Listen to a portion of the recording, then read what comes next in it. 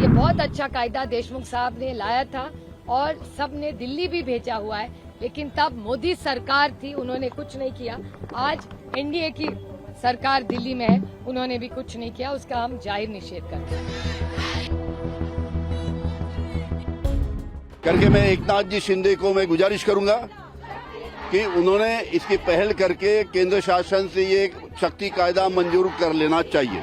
राष्ट्रवादी Congress party Sharad Pawar के नेता और महिला कार्यकर्ता शक्ति विधेयक को मंजूरी देने में देरी के खिलाफ मंगलवार को राज्य सचिवालय के पास महात्मा गांधी की प्रतिमा के सामने विरोध प्रदर्शन कर रहे हैं। उन्होंने हाथ में पोस्टर लेकर नारेबाजी की और अपनी आवाज सरकार तक पहुंचाने की कोशिश की।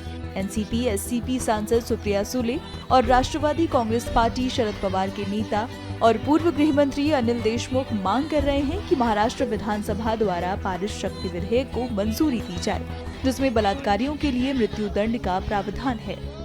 बहुत दुख की बात है कि शक्ति कायदा जो उद्धव जी की सरकार, महाविकास आघाड़ी की सरकार थी, उसने देशमुख साहब ने ये बिल आगे लेके गए थे। उनके सुझाव बहुत अच्छे थे उस बिल में और उन्होंने ये प्रस्ताव किया था। और उसके बाद बंटी पाटिल जी कांग्रेस के वरिष्ठ नेता और मंत्री थे, इनके मिनिस्टर ऑफ स्टेट थे, तो सब ने मिलकर यह शक्ति कायदा लाया था। और सबसे बड़ी बात है कि एकनाथ शिंदे जी जो आज राज्य के मुख्यमंत्री है, वो भी उस कमेटी में थे। तो सबका सलाह लेके ये बहुत अच्छा कायदा देशमुख साहब ने लाया था और सबने दिल्ली भी भेजा हुआ है, लेकिन तब मोदी सरकार थी, उन्होंने कुछ नहीं किया। आज एनडीए की सरकार दिल्ली में है, उन्होंने भी कुछ नहीं किया, उसका हम जाहिर निषेध करते हैं। आप इसको किस तरह से संसद में फॉलोअप करेंगी?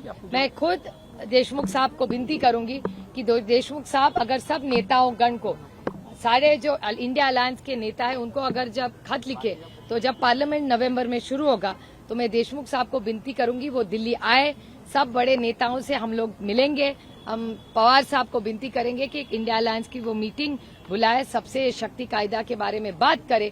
उसके बाद हम सब इंडिया अलायंस से उनसे बात करके विनती करेंगे कि हम लोग साथ जाके इस देश के जो होम मिनिस्टर है उनसे मिले और उनको विनती करे कि ये बिल ला दे। जो हमारी जब उद्धव जी ठाकरे मुख्यमंत्री थे, मैं गृह मंत्री था, हमने जो कायदा बनाया था शक्ति कायदा, जिसके तहत जो भी महिलाओं के ऊपर अत्याचार होता है, बलात्कार होता है या छोटी बालिका के ऊपर अत्याचार होता है, तो ये अत्याचारी को फांसी देने का कायदा हमने बनाया था। 3 साल पहले हमने ये कायदा महाराष्ट्र शासन में पारित किया, विधानसभा विधान परिषद में पारित किया। उद्धव जी ठाकरे के नेतृत्व में हमने कैबिनेट में उसको मंजूरी दिया और कांग्रेस, राष्ट्रवादी, शिवसेना, इन्होंने हमने ये कायदा मंजूर करके केंद्र शासन को अंतिम मंजूरी के लिए भेजा। 3 साल से हमने जो शक्ति कायदा बनाया था वो 3 साल से दिल्ली में सरकार के बाद प्रलंबित है। उसके ऊपर कोई भी कार्रवाई सरकार ने, केंद्र शासन ने नहीं की। करके हम बार बार देवेंद्र फडणवीस जो आज महाराष्ट्र के गृह मंत्री है, मैं माजी गृह मंत्री के नाते देवेंद्र फडणवीस जी को चिट्ठी लिखा हूं, विधानसभा में उनसे गुजारिश की कि केंद्र शासन में आपकी बीजेपी सरकार है, वहां पे आप उसमें पहल करके वो शक्ति कायदा मंजूर कीजिए ताकि इसकी इम्प्लीमेंटेशन महाराष्ट्र में कर सकेंगे।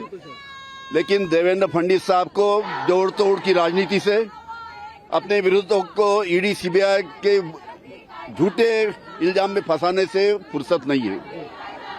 करके मैं एकनाथ जी शिंदे को मैं गुजारिश करूंगा कि उन्होंने इसकी पहल करके केंद्र शासन से ये शक्ति कायदा मंजूर कर लेना चाहिए। सर, अगर ये बिल नहीं लागू होता, क्या केंद्र सरकार ये 15-20 दिन में इसकी पहल एकनाथ जी शिंदे नहीं करेंगे तो हम राज्यसभा में हम माननीय राज्यपाल के यहाँ इसी प्रकार का धरना देंगे। शक्ति विधेयक को उद्धव ठाकरे महाराष्ट्र के सीएम रहते लाने की तैयारी में थे। इस विधेयक में महाराष्ट्र सरकार ने रेप के मामले में मृत्यु दंड का प्रावधान किया था। साथ ही महिलाओं पर एसिड अटैक और नाबालिग बच्चियों के यौन शोषण पर भी कड़े दंड के प्रावधान किए गए थे।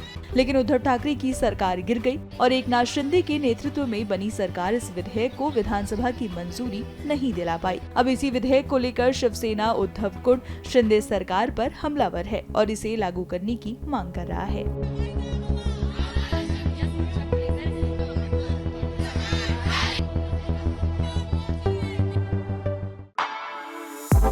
For exclusive and insightful videos, subscribe to our new channel ABP Live Premium.